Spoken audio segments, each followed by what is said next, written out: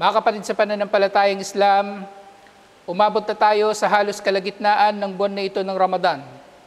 At tunay nga na napakabilis ng mga oras at ang panahon.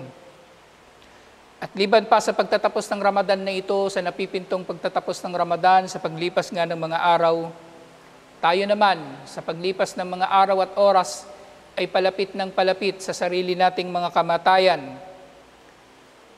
na matatapos na nga ang ating mga buhay.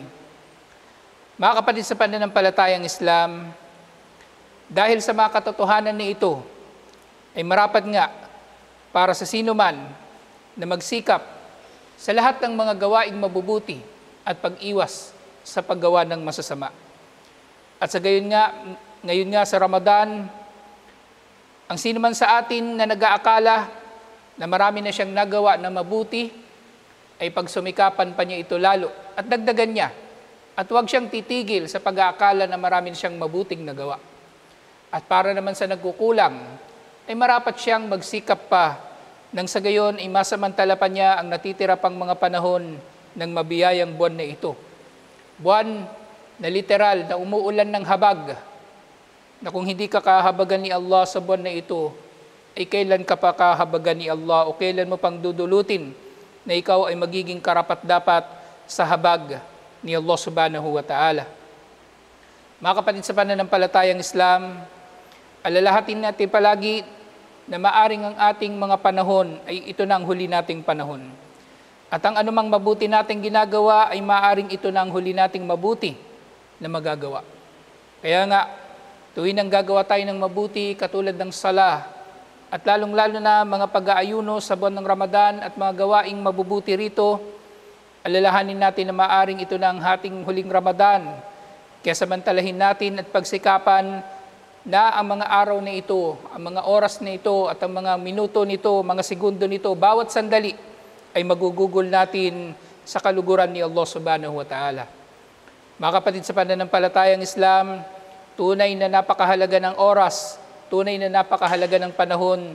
Kahit ang mga hindi mananampalataya ay sinasabi nila, time is gold, ang oras daw ay ginto. Pero sa atin, mga Muslim, ang oras ay ang buo nating buhay dahil maaring merong ilang sandali ng ating mga buhay ang sinayang natin, subalit meron itong kumpletong epekto sa natitira pa sa ating mga buhay. Mga kapatid sa pananampalatayang Islam, bukod sa gabay, ang oras, ang pinakamahalagang biyaya ni Allah subhanahu wa ta'ala. Dahil ang iba pang biyaya ni Allah ay hindi natin mapapakinabangan ng husto kung hindi natin magagamit ng husto sa mga oras na taglay natin ang mga biyaya na ito. Kung di natin sasamantalahin ang ating kalusugan, ang ating bakanteng oras, ang ating lakas at iba pang mga biyaya ni Allah, ito ay masasayang lamang at tunay na tayo ay nalugi at mabibilang sa mga talunan. Mga kapatid sa pananampalatayang Islam, kasabihan nga ng mga tao, daig ng maagap ang masipag. Ang mga Muslim, alhamdulillah, na nakakabatid na limitado lamang ang ating panahon sa mundo, ay nagsisikap na matupad ang mga dapat nating unahing tuparin sa mga gawaing pagsamba at iba pang mga gawain na maaring magdudulot naman ng pakinabang. Subalit kung nalalaman niya halimbawa sa mga limitadong panahon na ito ng Ramadan, ang matalinong Muslim ay uunahin nga niya ang mga makabuluhang mga gawain sa buwan na ito. Uunahin niya ang pagpaparami ng sala, mga pag-alaala kay Allah, pagsasadaka, at iba pang mga mabubuting mga gawain kaysa sa iba pang mga gawain. Sukdulang higit na pahalagahan niya ang mga gawaing pagsamba kaysa sa kanyang pagtulog, pagnenegosyo, pamamasyal, paglilibang, at iba pa. Mga kapatid sa pananampalatayang Islam, napakahalaga ng panahon at lubusan natin itong pinahalagahan sa Islam. Dahil ang Islam ay umiinog sa pagiging disiplinado ng tao sa kanyang oras at panahon. Na may kita mo nga na pangunahing katangian ng sinumang masamang Muslim ang kanyang pagpapabaya sa kanyang oras, lalong-lalo na sa sala na siya ay laging nahuhuli rito o kaya ay hindi niya ito nagagawa sa mga tamang oras nito. Ang Muslim, ang kanyang buhay ay umiinog sa mga gawaing pagsamba na may tukoy na mga oras at panahon, katulad ng pag-aayuno at iba't iba pang mga gawaing pagsamba. Mga kapatid sa pananampalatayang Islam, sa maraming mga aya ay binigyang diin ni Allah na limitado lamang ang oras ng tao at dapat nga nila itong sinasamantala. At para sa sino mang matalinong mananampalataya ay alam niya ang kanyang uunahin insyaAllah nang sa gayon ay hindi masasayang ang dakilang biyaya na ito ni Allah. Sinabi ni Allah subhanahu wa ta'ala halimbawa sa isang aya, "Wasari'u ila magfiratim mir rabbikum." Magmadali kayo patungo sa kapatawaran ng inyong Panginoon. Magmadali kayo dahil maaring aabutan kayo ng kamatayan na hindi pa kayo nakakapagbalik loob kay Allah at huli na ang lahat. Dahil ang pagbabalik loob kay Allah ay tatanggapin lamang ni Allah malam yugargir ayon sa mga hadith, hanggat hindi naghihingalo ang tao, tatanggapin ni Allah ang kanyang pagbabalik loob, insyaallah. Gayun din sa isa pang sinabi ni Allah, fastabikul khairat. Mag-unahan kayo sa kabutihan. Mag-unahan kayo sa paggawa ng kabutihan na hindi lamang ito nangangahulugan na makikipagkarera tayo sa ating kapwa.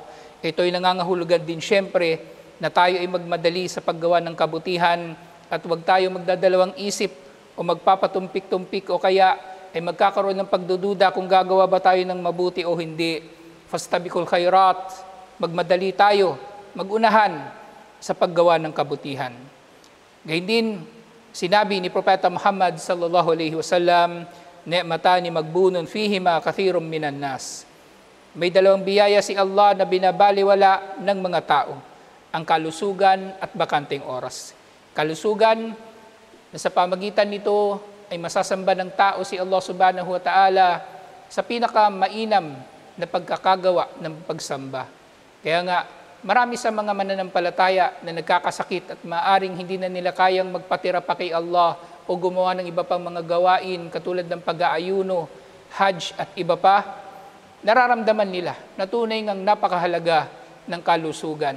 Dahil tunay na ang sino mang mayaman, kahit ano pang yaman niya, kung siya ay magkakaroon ng sakit, ang una niyang hihilingin, ang una niyang ipapanalangin ay ang pagkakaroon ng kalusugan. Alhamdulillah.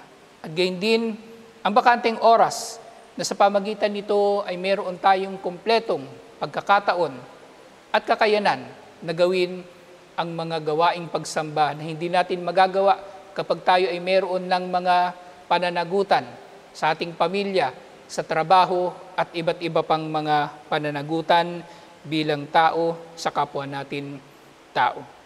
Alhamdulillahi wahda. Wassalatu wassalamu ala man la nabiyya ba'da wa ba'd. Mga kapatid sa pananampalatayang Islam, sinabi ni Propeta Muhammad sallallahu alaihi wasallam, "In qamat ala ahadikumul qiyamah wa fi yadihi fasilatun falyagrisha."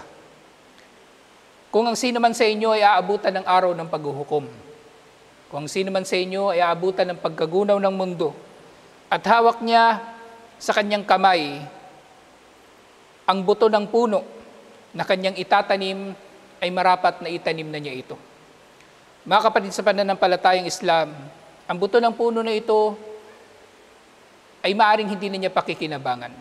Dahil dumating na siya sa dulo ng panahon sa pagkagunaw ng mundo. At maaring hindi rin tutubo ang puno na ito. Pero magkagayon pa man, inutusan siya ni Propeta Muhammad sallallahu alaihi wasallam na itanim pa rin ang puno na ito, ang buto ng puno na ito, dahil sa gantimpala na makakamit niya, insyaallah, sa pagtatanim niya sa puno na ito. Na nagpapakita ng kahalagahan ng pagsasamantala natin sa mabubuting mga gawain sa nalalabi pang mga oras sa ating buhay. Sukdulan na kung mamamatay na tayo, ay marapat na gumawa pa rin tayo ng kabutihan. Kaya paano pa kaya? Kung ang bawat isa sa atin ay naghahangad na mabubuhay pa tayo ng ilang mga taon pa, marapat lamang na gugulin natin ang mga natitirang mga panahon na ito sa mabubuting mga gawain, insyaallah. Katulad nga ng sinabi ni Propeta Muhammad sallallahu alaihi wasallam, "Igtanim khamsan qabla khamsin." Samantalhin ninyo ang 5 bago pa dumating ang 5. "Syababuka qabla haramik." Ang iyong kabataan bago ka pa tumanda. Dahil tunay na sa iyong pagtanda ay naririto na ang limitasyon sa iyong pag-iisip, limitasyon sa iyong pisikal na kakayanan, at limitasyon na rin sa iyong oras.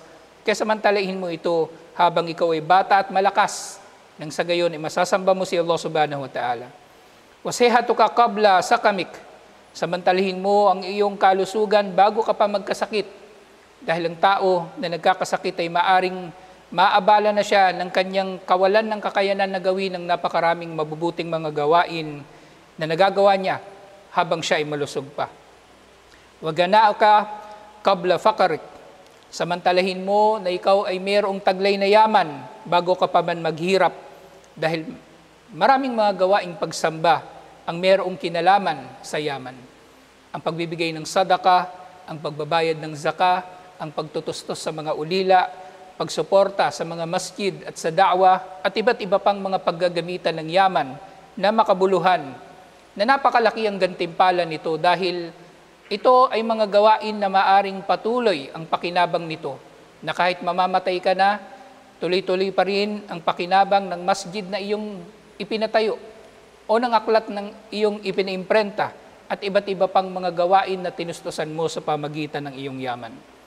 Gayun din sinabi niya, wafiragaka qabla shugulik, samantalahin mo ang iyong bakanting oras bago ka pa man maging abala.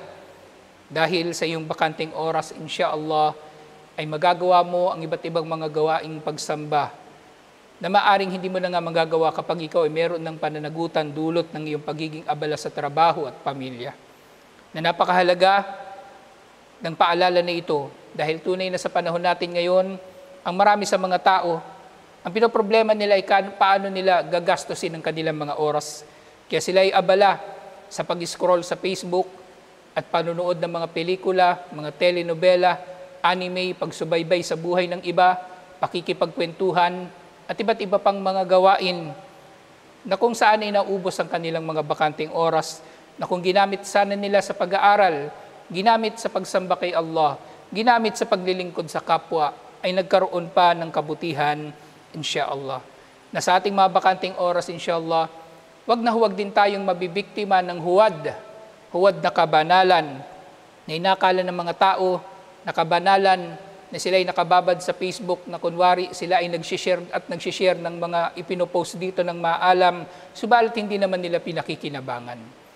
Mainam na tayo mismo ang gugugol sa ating mga bakanting oras sa kabutihan bago pa man tayo maging abala. Siyempre panghuli, sinabi ni Propeta Muhammad sallallahu alaihi wasallam, wahayatuka qabla mautik, samantalahin mo ang iyong buhay bago ka pa man mamatay, dahil kapag namatay na ang tao, ay tapos na ang kanyang pagkakataon na gumawa ng mabuti. Mga kapatid sa pananampalatayang Islam, napakainam na magpayuhan ng mga mananampalataya tungkol sa oras sa buwan ng Ramadan. Dahil sinabi ni Propeta Muhammad sallallahu alaihi wasallam, ragima anfu rajulin dakala alihi Ramadan thumman salaka qabla an yugfarala. Kasawian sa sinumang tao na dinatnan siya ng buwan ng Ramadan, subalit lumipas ito nang hindi man lamang siya napapatawad sa kanyang mga kasalanan. Na nangyari ito dahil hindi siya nagsikap sa paggawa ng mabubuti sa Ramadan. Katulad ng sinasabi ko, sa Ramadan ay halos umuulan ng habag ni Allah. At kung hindi ka nabasa ng habag na ito ni Allah, ay mayroong problema sa iyo, kaya hindi ka nakatanggap ng biyaya ni Allah subhanahu wa ta'ala. Ang Ramadan nga, ang mga limitado mga panahon dito, sinabi ni Propeta Muhammad sallallahu alaihi wasallam, fa'arullaha min anfusikum khaira. Sa mga araw nito, ipakita ninyo kay Allah mula sa inyong mga sarili ang kabutihan. Fa inna syaki man hurima min rahmatillah. Dahil tunay na ang lugi, ang sawi, ay ang siyang pinagkaitan sa habag ni Allah dahil pinagkait niya sa kanyang sarili ang paggugol sa kanyang oras sa paggawa ng mga gawain na dahil dito ay kahabagan siya ni Allah. Kaya nga, mga kapatid sa pananampalatayang Islam, sikapin pa natin insyaAllah sa mga natitira pang bahagi ng Ramadan na ito ay makagawa tayo ng mabubuti at kahit sa natitira pang mga bahagi ng buhay natin, insyaAllah.